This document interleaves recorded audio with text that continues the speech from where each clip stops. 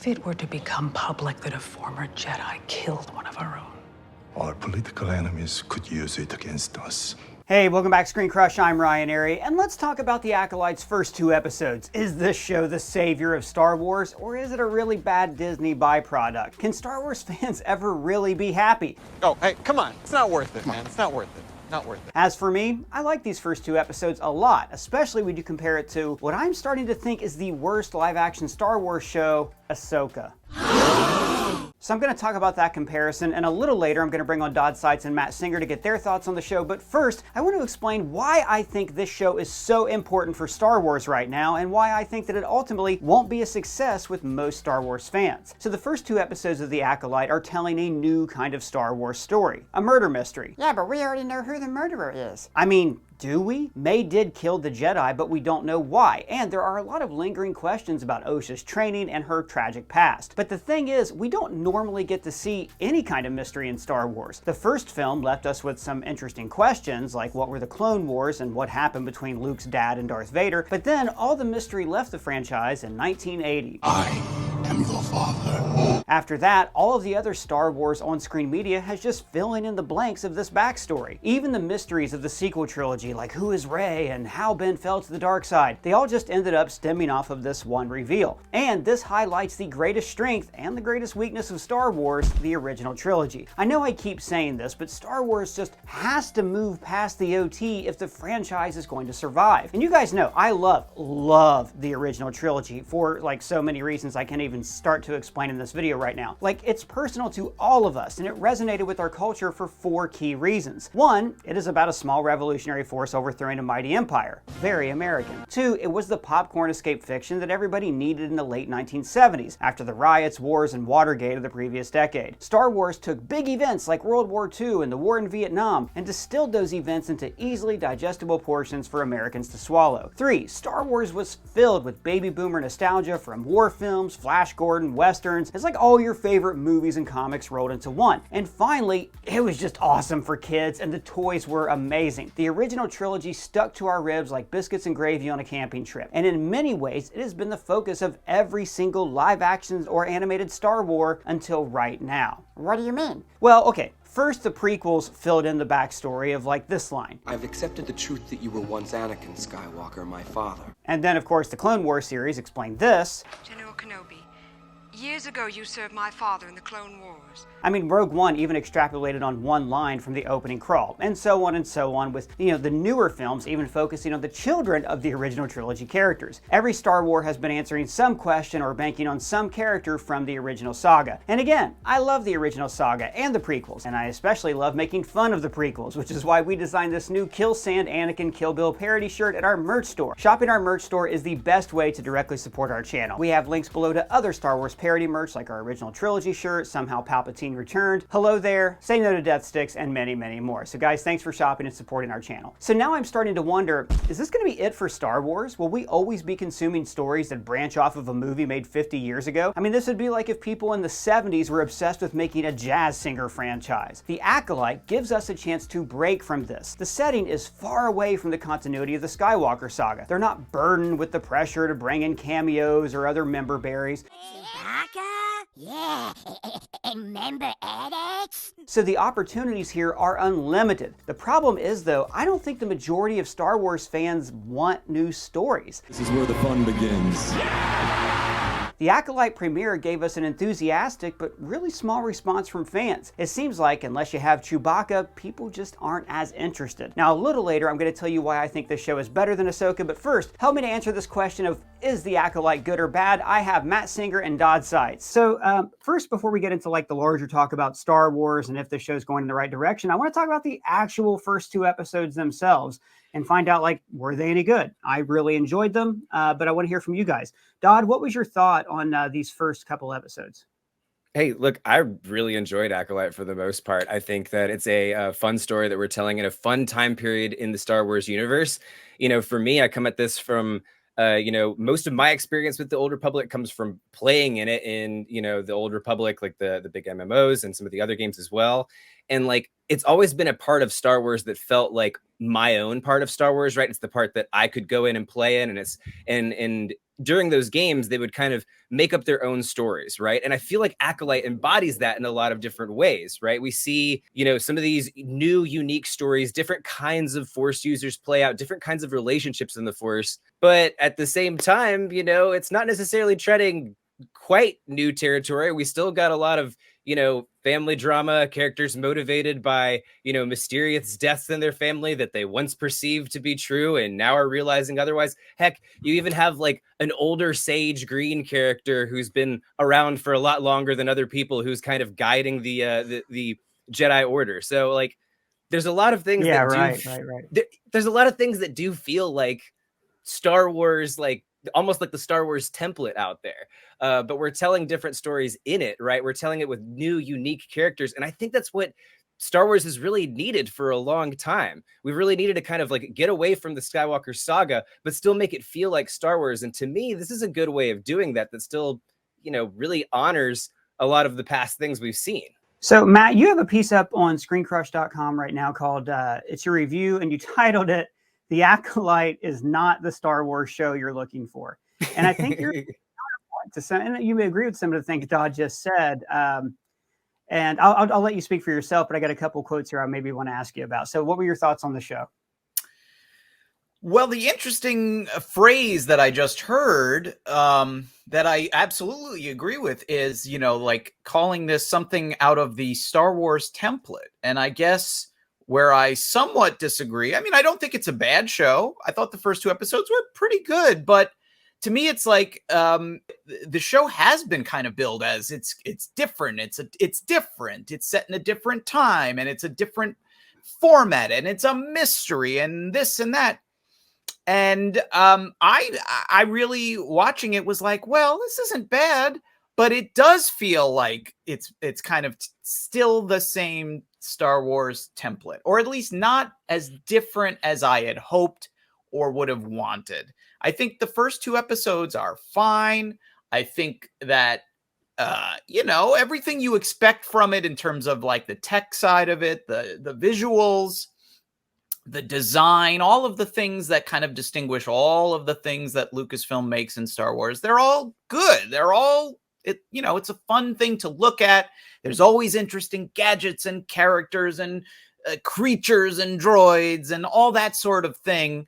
That's all there. I just feel like for a show that supposedly is supposed to give us something different, really explore a new side of Star Wars, I think that's been a little oversold, at least through the first 2 episodes. To me, it just feels like another Star Wars show, maybe a little better than the average of things that we've gotten lately.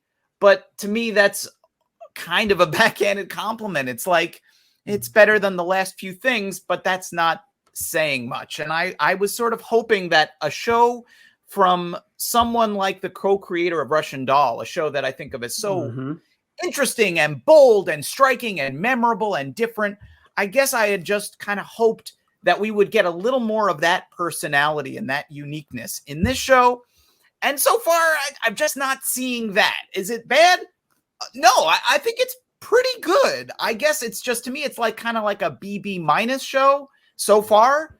And I'm just sort of hoping that something about it really strikes me as a little more bold or different at some point in the rest of this season. Well, like you said, we're only 2 episodes in. We are judging, you know, like a lot of the internet, you know, everything that is Star Wars, we all just jump on it and judge it at the same time. I will admit, initially when I watched it, I kind of thought, I agreed with some of your points. I was like, oh, this feels kind of like the same, like it's cut from the same cloth. And then as I rewatched the episode, and then I went back, and for this video, I rewatched Ahsoka, which I have some strong feelings about. I started to notice some pretty stark differences. By the way, everybody, I want to remind you, Matt Singer is the author of this great Siskel and Ebert biography, Opposable Thumbs. We'll have a link to that below. And he's also editor-in-chief of ScreenCrush.com. You can find all his stuff here all the time. So for me, when I go back and I look at, say, Ahsoka or Mandalorian Season 3 or Book of Boba Fett, it's pretty obvious they're filmed on the volume, whereas, chamber of LCD screens where you can have any environment in the background, but almost nothing in the foreground.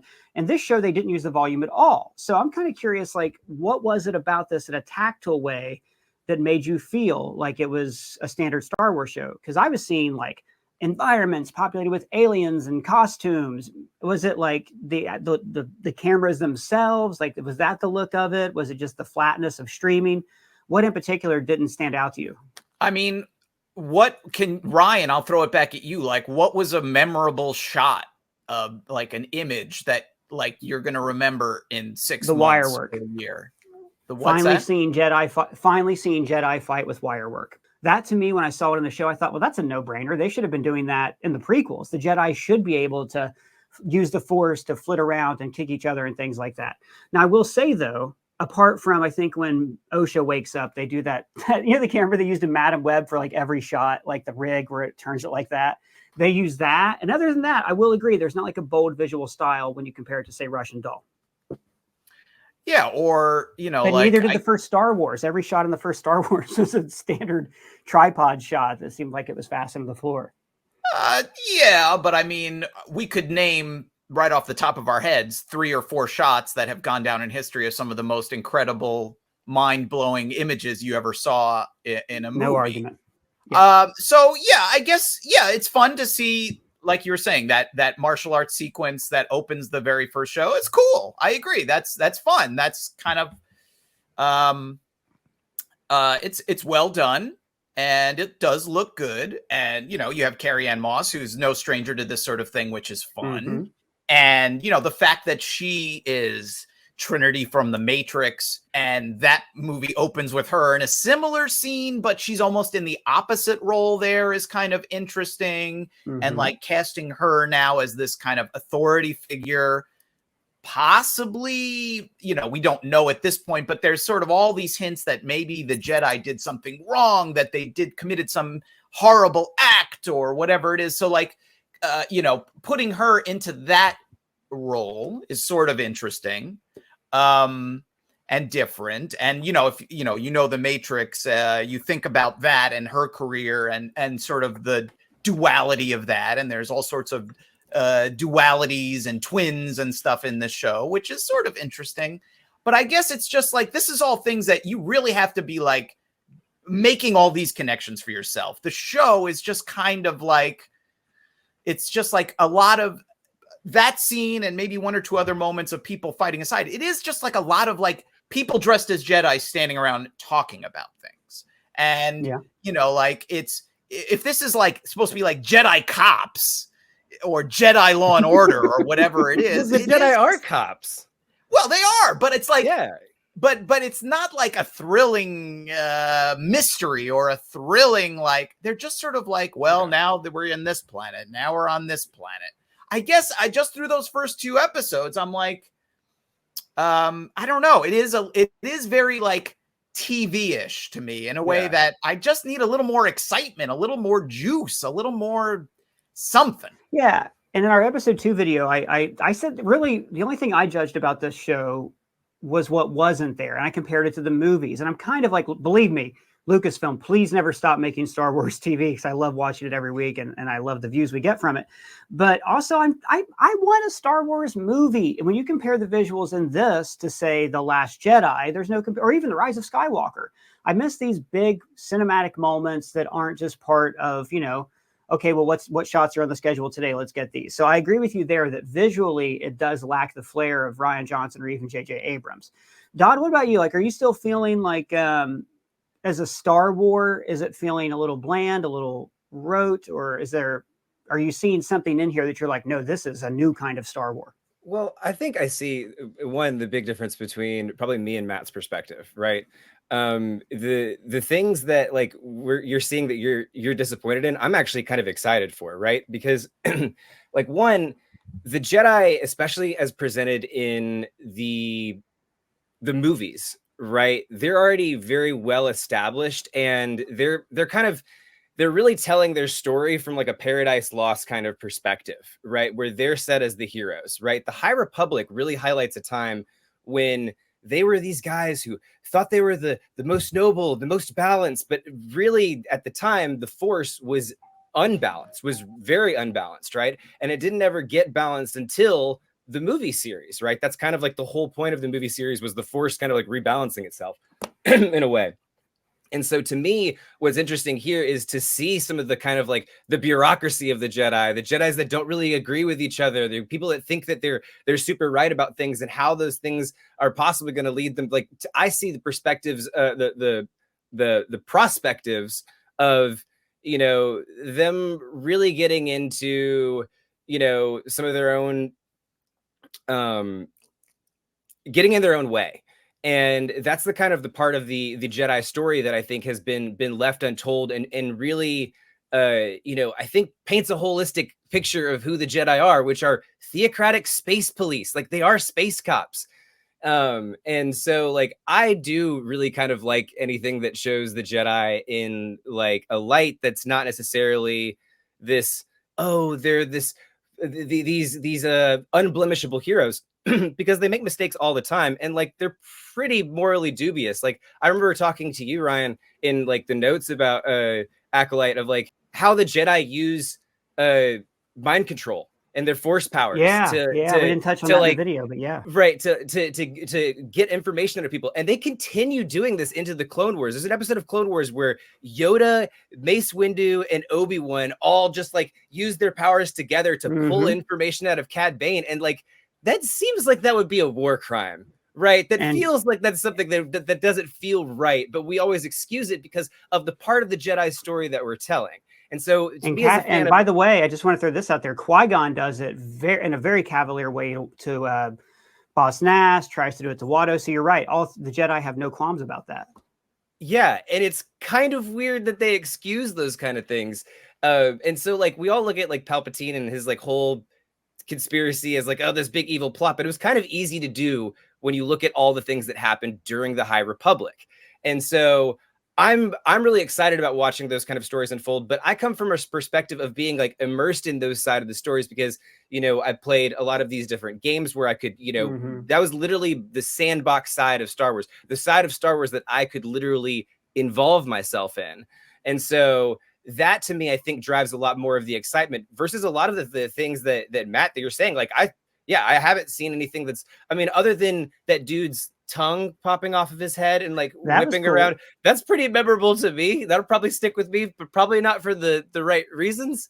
But you know, but outside of that, like, I could see it, a lot of validation to your complaints. Though, look, I watch a lot of Star Wars, right? I make a lot of Easter egg videos, and animation is definitely guilty of this. But the same aliens get repeated all the time, right? It's always a Rodian, it's always a Twi'lek, it's always a Wookiee, and it's because the people who grew up watching Star Wars want their shot at putting a Greedo in their thing. You know, they want their chance to do that sort of thing, right? So in this episode, you know, normally I have the Star Wars character encyclopedia, and if I can't remember the name, I look it up, or I go on Wiki. It's new aliens, man. Like it's totally new aliens, new species, using puppetry, not CGI. So I felt in that way they were filling out the universe correctly. And again, I just got to keep throwing this in there. We're 2 episodes in. I mean, Leslie Halen pitched this to Kathleen Kennedy. She bought it in the room, and she said, I want to do Frozen meets Kill Bill. And so far, we have her taking things off the list, and we're starting to see that Frozen dynamic between the sisters. And I'm excited for where it's going to go. Mostly, though, I'm excited for how it looks like Star Wars is going to go with the High Republic being a new playground these people can play in, first in books and now in live action.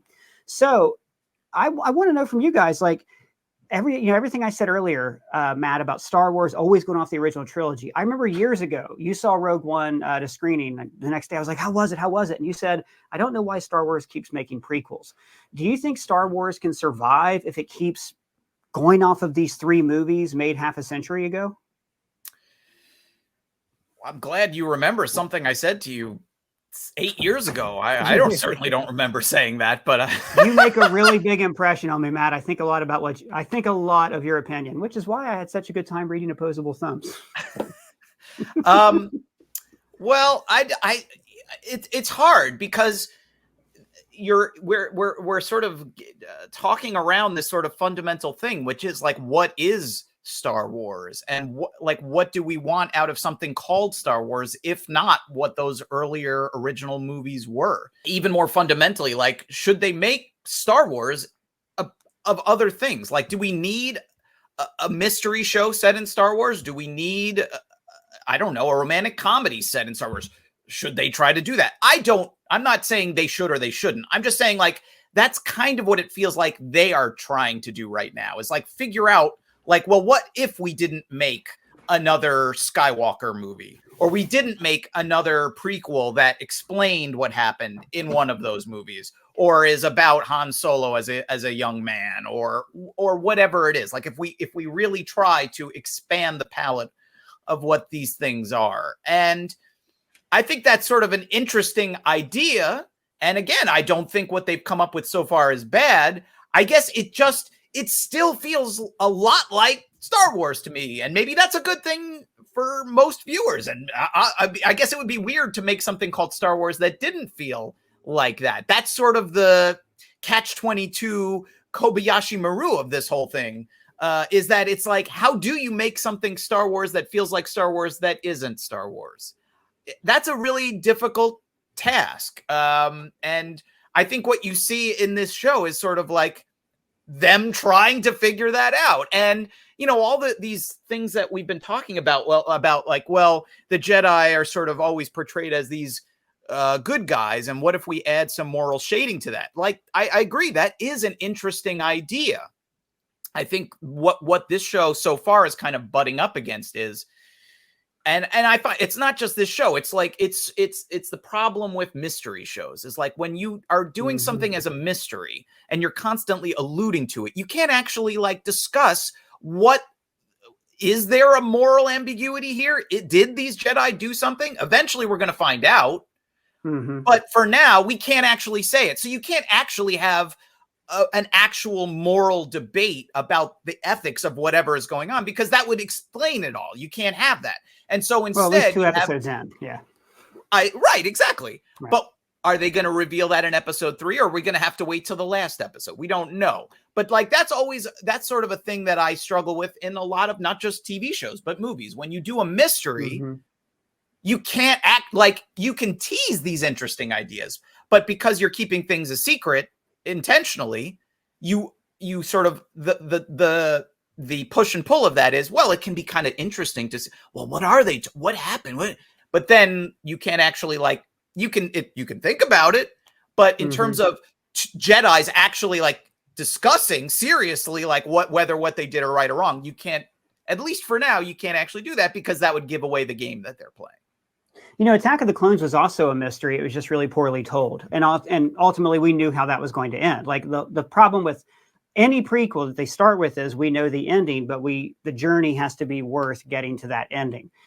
Which is why so far, like, I'm intrigued by the moral shading. This Jedi who wants to commit seppuku, or the fact that May and Osha didn't know each other were alive and took very different paths. Like I said, it's Frozen meets Kill Bill. And I'm willing to like wait on the actual storytelling until that comes around, like to see how it progresses in the next few episodes. But as far as like Star Wars, you bring up a good point. And this was already kind of addressed in the novels, right? Some novels of the original expanded universe felt very Star Wars. Some of them felt like the sci-fi writer was hired to write a title with Star Wars on the front, you know? And I don't know, like, I personally think Star Wars can be anything. I think they can tell stories thousands or years in the past or the future and still make it feel like Star Wars, but I don't think they'll ever be able to escape the shadow of the original trilogy. Dodd, what about you? Like, is there a future for Star Wars outside of the OT, or are fans just always going to shut off anything that doesn't involve Luke, Han, Leia, Chewbacca? I mean, certainly for me, there's Star Wars outside of the original trilogy. And then even beyond that, I mean, the series that I'm probably the most excited about actually goes further back than this, which is the beginnings of the Jedi Order. For a lot of the same reasons I talked about in the last segment, because I think that there's a lot of moral ambiguity, especially in how the Jedi Order was founded, or at least how that was expanded upon in, you know, a lot of the expanded universe novels and games and things like that. So like, for me, yes, absolutely. And I think that that's really the kind of things that we should be seeing. I think that for a lot of fans, you know, I felt like this is what we've been asking for a long time, is to give us Jedi stories outside of the Skywalker saga. And I think that while this has a lot of echoes of the Skywalker saga, i.e., you know, relatives on different sides of the Force that are fighting against each other, motivated by the tragic deaths that they thought were, you know, all the same similarities. I think that what that shows is that there's patterns within the Force, and that really fits with a lot of the things that we've seen throughout the years, right? Force like dyads as well. Like, it looks like Ocean may be a Force dyad, just like Rey and Kylo Ren. Right. And so all of these different elements that we've seen in these trilogies beforehand, kind of amalgamating them into their own stories, not only is something that I think that a lot of Star Wars fans have been asking for a while, but also, to me, feels the most Old Republic, right? When I was going into KOTOR, I would be like, man, if I could play any character in Star Wars, what would it be like? And it would still have a lot of those Star Wars things, but it would be my own take on it, right? And so, you know, that's what I really like about this series. And that's what I would really like to see more of in Star Wars. I don't think we need to be beholden to literally everyone in the Skywalker family. It feels like a little bit of Star Wars nepotism over the years, that we've paid a lot of attention to everyone that's related to just this little Skywalker family. And which again is important for this era that they cover. But when you focus on things like Mon Cala aliens or the Skywalkers, it makes this expansive galaxy feel small when it should always feel big. Right. Why don't we talk about Luke Skywalker as a Nepo baby? Let's get into it. Come on. Why not? He inherits all of his power. He had almost no training. His dad's friends are the ones who got him his start in his career. Just saying. I think you're onto something, Matt. Dodd, remind me real quick, like, you're on Twitter at Bruce Bain, and you also stream, right? Where can people find you? Yeah, you can find me there too. Bruce Bain, WRUSE_BANE. And yeah, you can find me there, Twitch and Twitter. It's where I hang out, play video games and stuff. Very cool. So Star Wars I'm curious. Matt, I'm curious about something. We've had you on a lot during Mandalorian season 3, especially. I know, you really like the first 2 seasons of that show. The third one seemed too convoluted.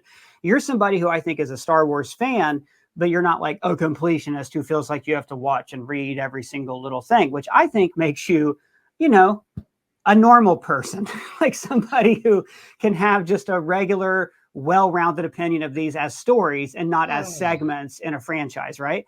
So I always trust your opinion on this sort of thing. When we talk about like, okay, this just feels like another Star Wars, right? Or at least another Star Wars show. What have you seen from the Disney Star Wars streaming era that you said, okay, so this is the direction I think they should go in? You mentioned earlier, are we going to get different kinds of shows? Well, Andor was a different kind of show as well. You also said, I wanted to say real quick, you said that we haven't gotten a Star Wars rom-com, and I would argue that was Rise of Skywalker. So shut up. I don't remember laughing a whole ton, but I suppose I laughed at the end with a kiss. That's for sure. Oh, I laughed. I laughed whenever like the pain dulled after you're a Palpatine. I got to admit, somehow Palpatine returned is always going to be the funniest line uttered in any Star Wars movie. My partner audibly booed. Right. And I was with my family, and we were all sitting in different spots because the theater was full. And then someone was like, you remember did you hear that person that booed in the theater? And my partner was like, yeah, that was me. I did that. That was awful.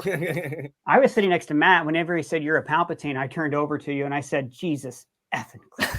That was the worst thing I'd ever heard.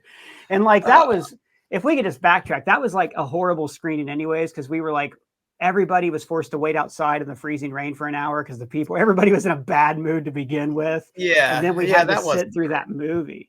Yeah. But at least Chewie got a medal. That might have been a miscalculation. Yeah, I guess I do go back to like those early seasons of The Mandalorian when it didn't really lean on the previous mythology at all, almost. And it was like, it was like a episodic Western in space, and with Clint Eastwood from the Man with No Name trilogy at the center. And it did feel different, and like it looked great. And it was the kind of thing you didn't, at that time, you never saw on TV, like with that much, kind of visual panache and style. And maybe it's just the fact that now we're 5 years later and there's one of these shows every 3 months. I don't know, that it just feels a little less special and unique. And that was something I was thinking about too, is that, you know, like Star Wars used to be such an event. You know, we would go years or decades between, you know, these things. And so, you know, there was excitement, and maybe there was also like a lot of time to really like for the creators to really focus and burrow into each individual thing. And now it's this conveyor belt. You know, it's like Lucy at the chocolate factory, and you're just doing this the whole time, and inevitably, you know, the conveyor belt goes out of control. I don't know. Again, it's if I had an answer, I would probably be a millionaire, because I would have solved this puzzle. I think the people who are paid to figure it out haven't quite solved it yet. So I guess we're gonna see what happens with this show and some of these other things down the line. I will be watching. It's you know, like I feel like I have been kind of like negative, but I do want to say that I don't think it's a bad show, and I do think it is better than some of the other recent Star Wars shows. I guess I'm just you know, like I'm hopeful that it sort of improves from here. But I also felt like watching the first 2 episodes, it wasn't like this thing grabbed me by the lapels and was like, buckle your seatbelt, kid. You're in for an amazing ride. It was more like, yeah, okay, this is pretty good. But again, I'm going to point to my favorite Star Wars show, Andor, which also took, I mean, I think they sent 4 episodes out, or they screened 3 or 4 episodes at once, because that show also was a slow burn that took us a while. And that's my pick for like, yeah, that's what Star Wars can be if you give people creative freedom. I'm hoping Acolyte gets even anywhere near that height. So, Dodd, we're almost out of time, but like, what do you feel like? What is the Star Wars that you see the way forward here? The way forward for it? I mean, the way forward for me, I think they've got a pretty set plan here. You know, I want to see more stories like Acolyte play out within different characters. I as I was saying before, like I think that the biggest weakness has been tying it around the Skywalkers and people that have come out of you know, just the movies, right? And showing different eras, you know, as I said before, like being going back to the first Jedi, how the Jedi Order was founded. I think showing the Jedis more holistically and more of like what they truly were, which were, again, theocratic space cops, you know, not necessarily the best moral characters. No, you're not wrong. And I really hope the Acolyte goes further into that moral shading that Matt's also hoping we get. I want to remind everybody, Matt's piece about the Acolytes up on ScreenCrush.com right now. It's fantastic. What I've read of it, I'm going to now finish reading the piece because I've talked to Matt and I wanted to read it unblemished. And now I want to talk to you guys about what I think this show is doing really well compared to what I think is the worst Star Wars show, Ahsoka.